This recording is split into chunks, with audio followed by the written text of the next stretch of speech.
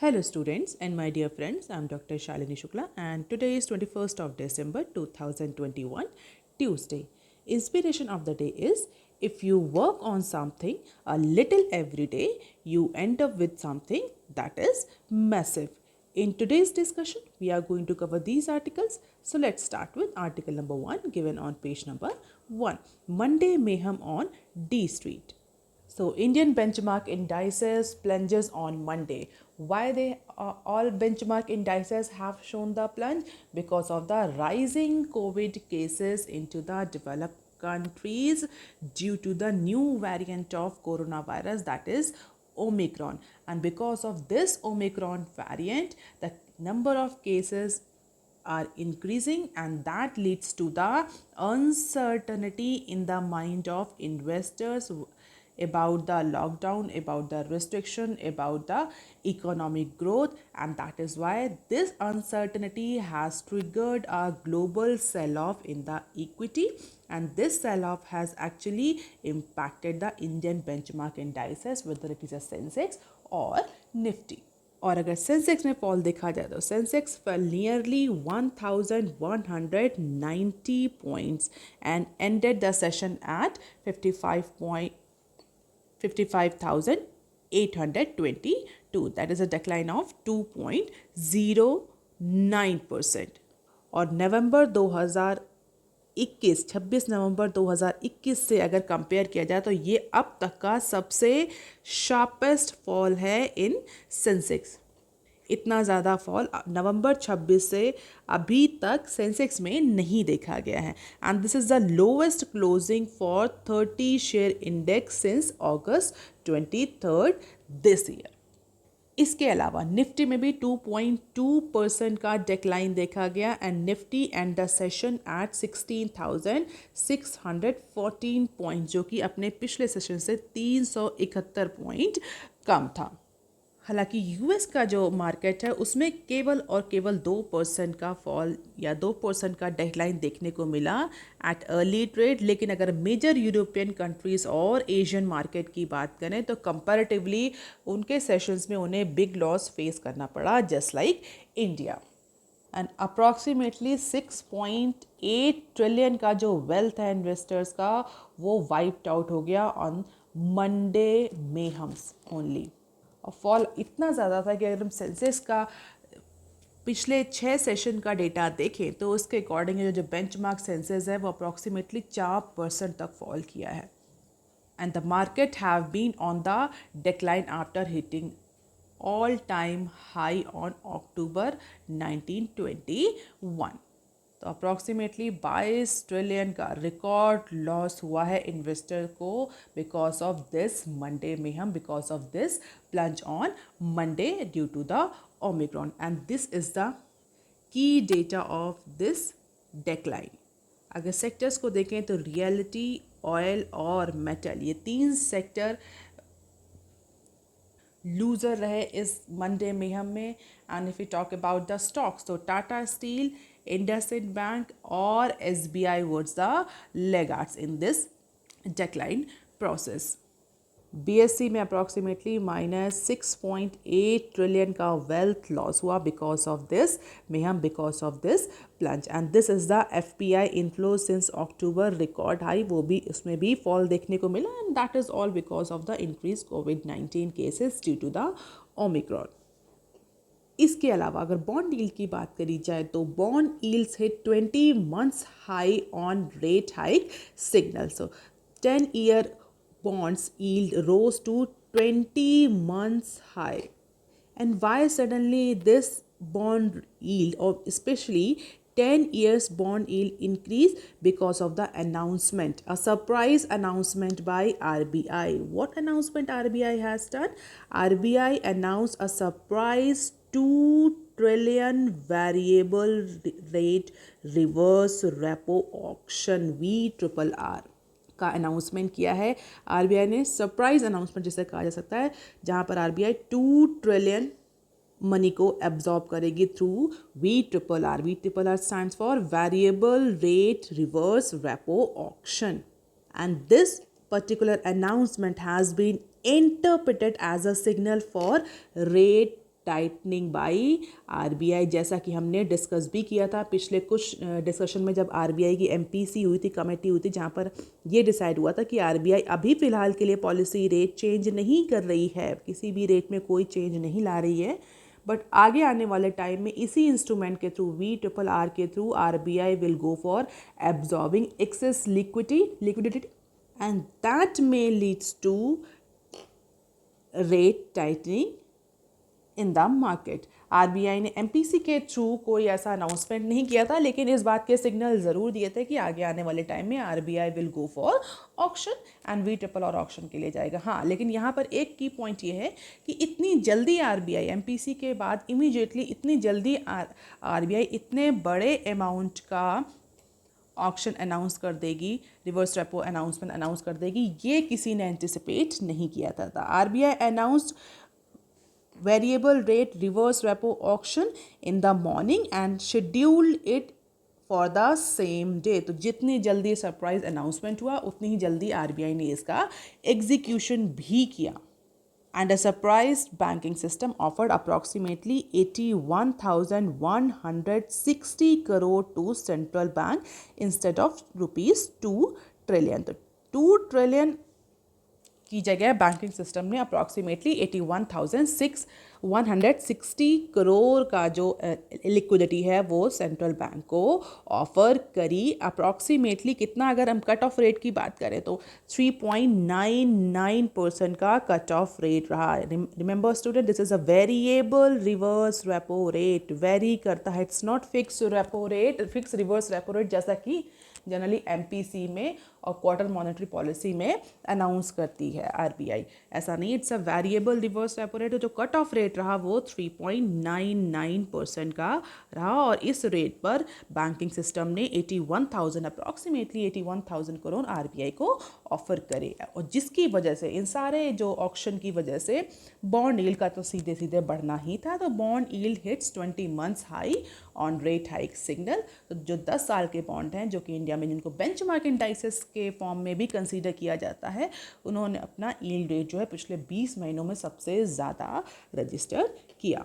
और अगर cut off rate 3.99 जो VRR का कट ऑफ रेट है, अगर इसको कंपेयर किया जाए रेपो रेट से, this is a variable reverse repo rate, और अगर रेपो रेट से कंपेयर किया जाए it is approximately 4%, and that is indicating RBI has jacked up the rate in the money market at least, and even if it continues to project an accommodative policy stance for as long as necessary. And I hope that in order to understand this news, you all must be knowing what is reverse repo rate and what is a repo rate.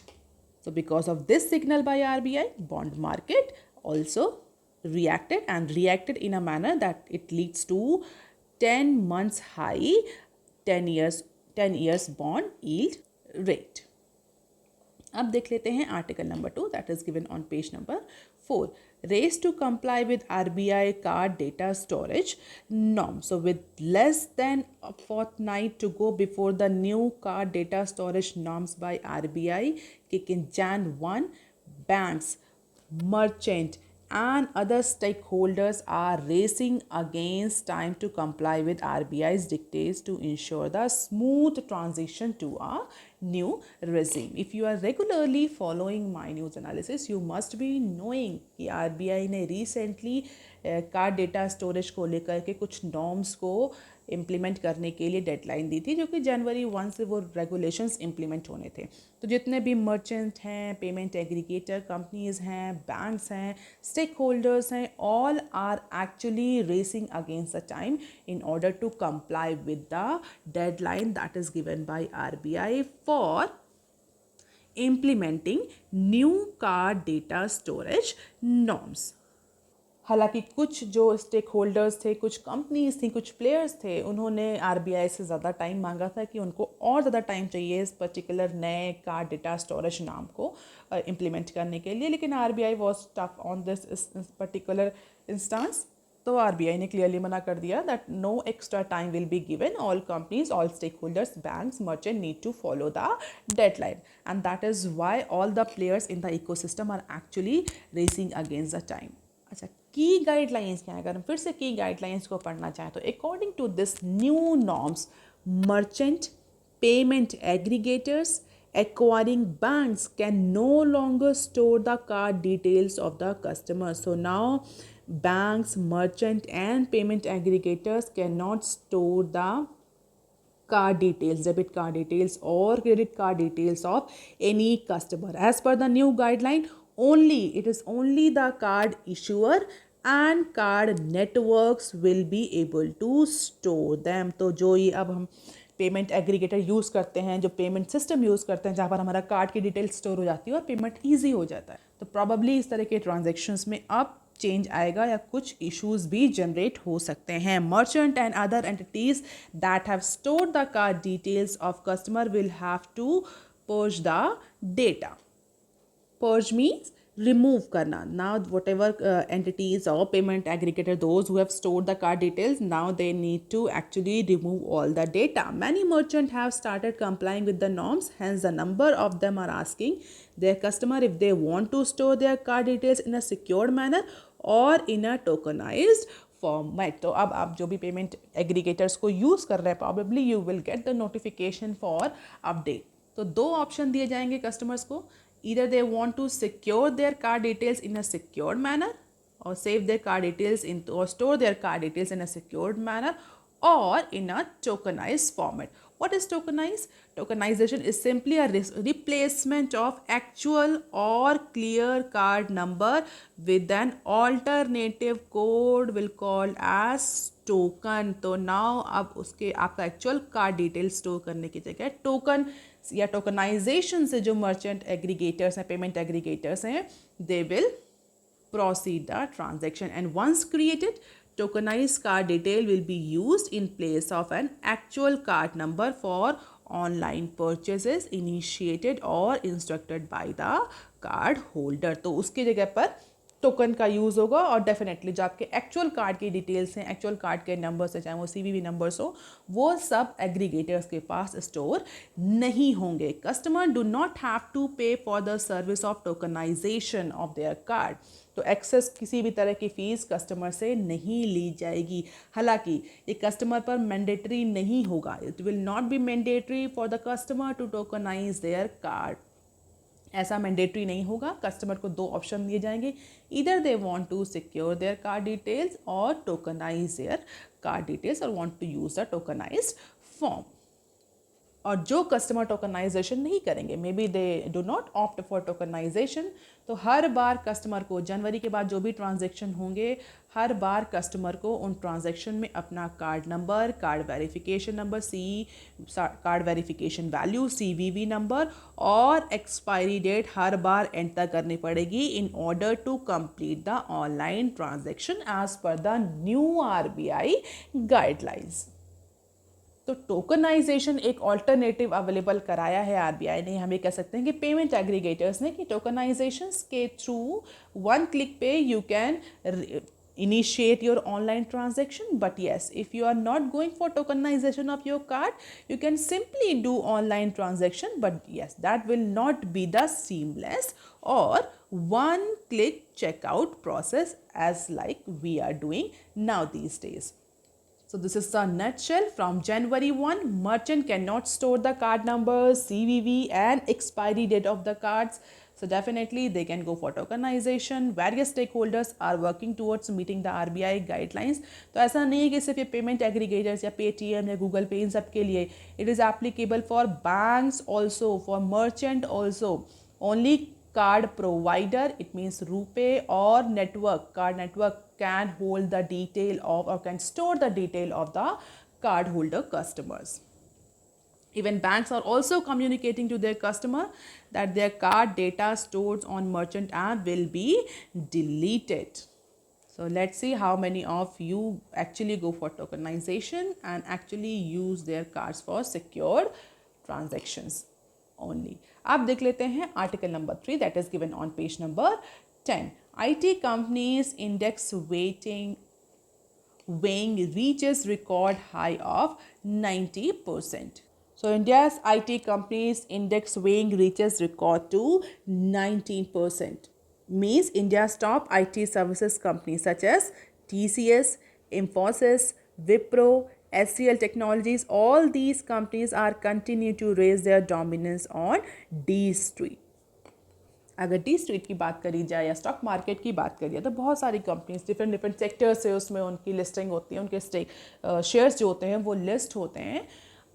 India में IT sectors जो है that is one of the dominant sector in case of India's D street, और dominant है और इसका domination continuously increase भी होता जा रहा है as per the recent data. अगर हम निफ्टी में देखें, if you see benchmark indices Nifty 50, तो जितनी भी टेक्नोलॉजी मेजर्स हैं, टेक मेजर्स हैं, they has now reached an all-time high of 18.8% as the tech stock continue to outperform the broader market despite their record high valuation. तो निफ्टी 50 में 18% का जो weightage है, even 18.8%, we can say approximately 90% का जो weightage है, stock का weightage है, that is by tech majors only. Y?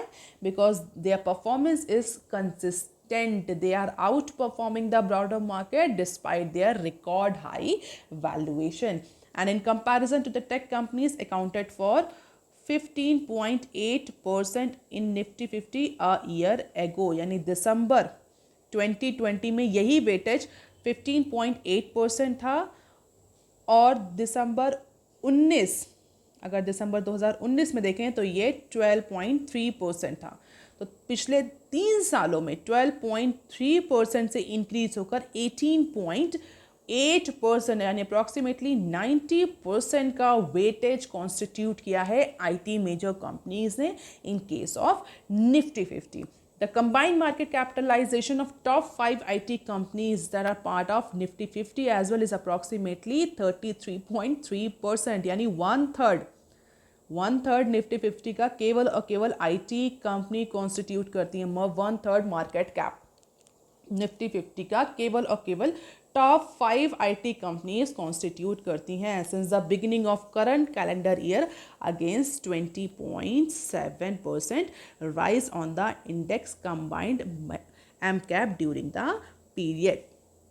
और अगर हम रीसेंट मेहम की बात करें, मंडे का जो फॉल है स्टॉक मार्केट में जो देखने को मिला, अगर उस फॉल की, उस मेहम की बात करें तो उस पर्टिकुलर मेहम, उस पर्टिकुलर फॉल में भी जो टेक कंपनीज हैं they have outperform the market.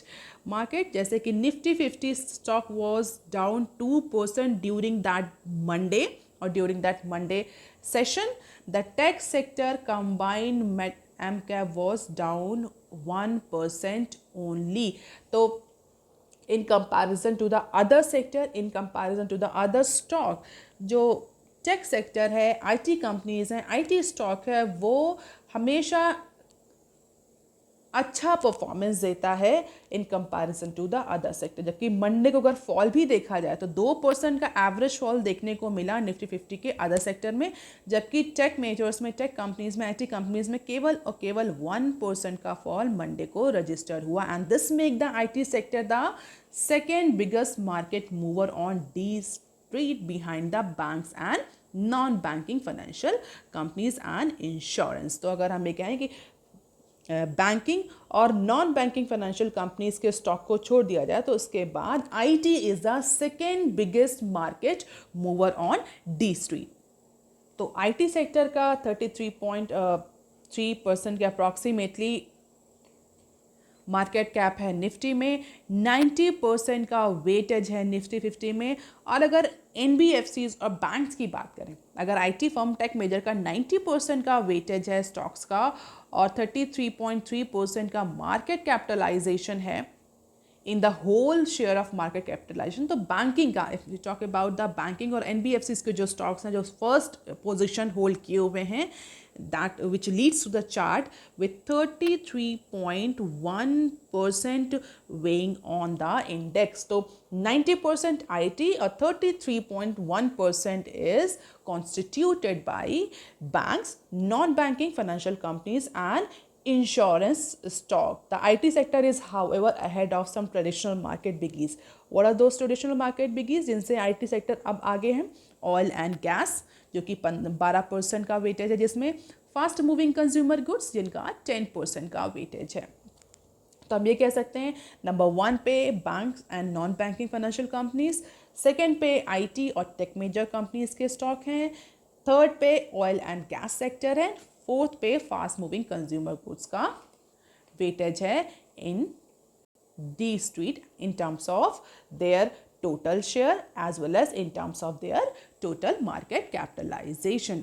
और जिस तरह से आईटी सेक्टर का वेटेज बढ़ रहा है, आईटी सेक्टर का मार्केट कैपिटलाइजेशन का शेयर बढ़ रहा है, ऐसा आगे आने वाले टाइम में लगता है कि देयर आर चांसेस कि वो फर्स्ट पोजीशन को भी एक्वायर कर ले. This is the chart that weighing of IT sector on Nifty 50. What is Nifty 50? आप मुझे कमेंट सेक्शन में लिखकर बताइए. I hope many of you might be knowing what is Nifty 50, but comment section में लिखकर बताइए व्हाट इज निफ्टी 50. अब देख लेते हैं सम अदर न्यूज़ क्लिप्स.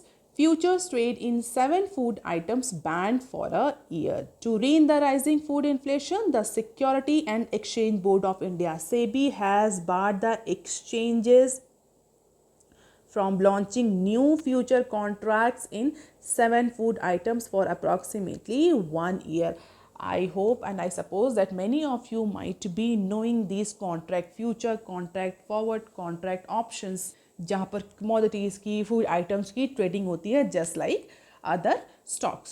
तो रिसेंटली क्या किया है सेबी ने, जिस तरह से फूड इन्फ्लेशन बढ़ रही है और हम सब कंटिन्यूसली इस न्यूज़ को डिस्कस भी कर रहे हैं कि सीपीआई और डब्ल्यूपीआई तो एकदम शूट कर रहा है.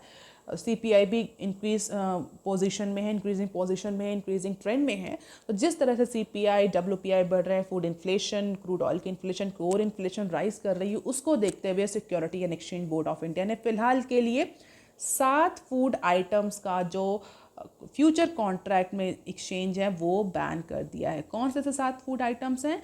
पैडी, इट मीन्स चावल, राइस, वीट, चना, mustard seed and their derivatives, soya beans and their derivatives, crude palm oil and मूंग. तो ये 7 फूड आइटम्स का फिलहाल के लिए फ्यूचर कॉन्ट्रैक्ट बैन कर दिया गया है for at least 1 year in one of the biggest crackdown on commodity derivative futures since trading was opened in 2003. The regulator said that no new contract will be allowed in these 7 commodities.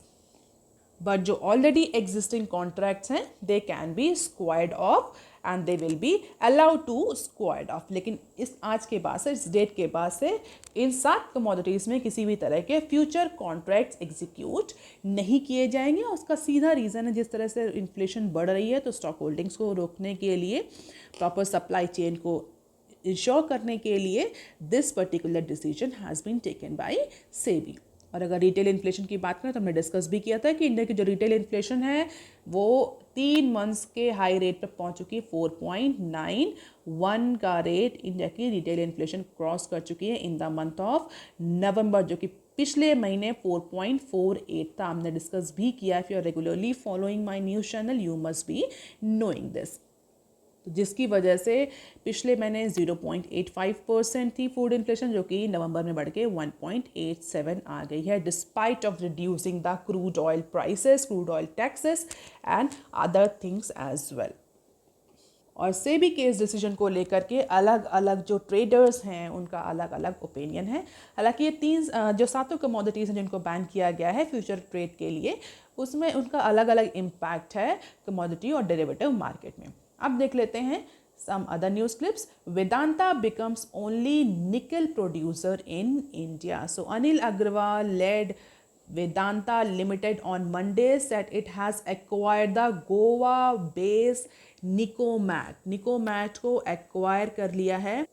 किसने? वेदांता ने. और इस acquisition के बाद से Vedanta has become the only nickel producer in the country India. तो जो Goa based Nicomet था, that was the leading nickel and cobalt producer in India, and the acquisition comes at a time when the nickel market is tightening with the surge in battery demand and increase in global stainless steel production in recent year. तो जिस तरह से steel का जो uses बढ़ रहा है, और अगर बात करें निकल के मार्केट की, तो निकल का मार्केट भी टाइट हो रहा है because of the surge in battery demand. और ऐसा कहा जा रहा है कि this particular trend will continue till 2022. So it was a profitable deal for Vedanta. अगर निकोमैट की बात करें तो 2018 से Nicomet, this particular Nicomet was not operational.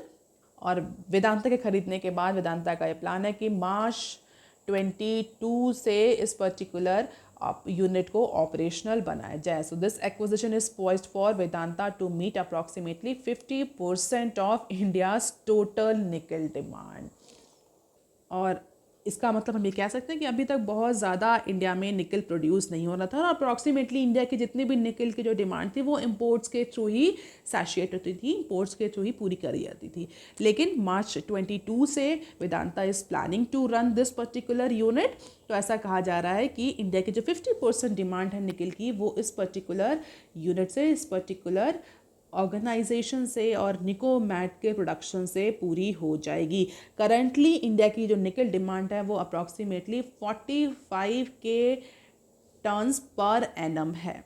And at present Nicomet has the capacity to produce approximately 75 tons per annum of nickel and cobalt. तो कुछ capacity expansion के बाद Vedanta will make it operational and it is anticipated कि जो 50% demand है वो शायद इस पर्टिकुलर कंपनी से पूरी हो। अब देख लेते हैं next clip. OECD rules to implement 50% tax rate on M&E out. तो OECD ने जो डिसीजन लिया था मिनिमम ग्लोबल टैक्स का 15% का, उसका ड्राफ्ट, उसका टेम्पलेट आउट हो चुका है। रूल्स रेगुलेशंस जो निटी-ग्रिटी जो भी फाइनलाइज होनी थी वो फाइनलाइज हो चुकी हैं। The organisation for economic cooperation and development, in short we call it, OECD has come out with the template for countries to implement the global agreement on imposing minimum 15% tax on the multinational entities having annual turnover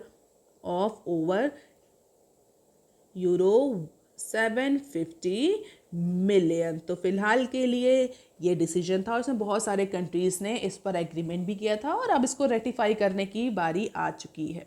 और India भी इस particular country के group में एक था जिन्होंने इस particular agreement पर अपनी सहमति दी थी। तो एक्सपर्ट का ये कहना है कि जो आगे आने वाला बजट सेशन है, जो बजट है उसमें यूनियन बजट में country India will mention the rule to adjust for its templates. तो जो टेम्पलेट्स में की पॉइंट्स दिए हुए हैं उनको ध्यान में रखते हुए इस बजट सेशन में इंडिया भी चेंज कर सकती है अपने कॉर्पोरेट टैक्स को।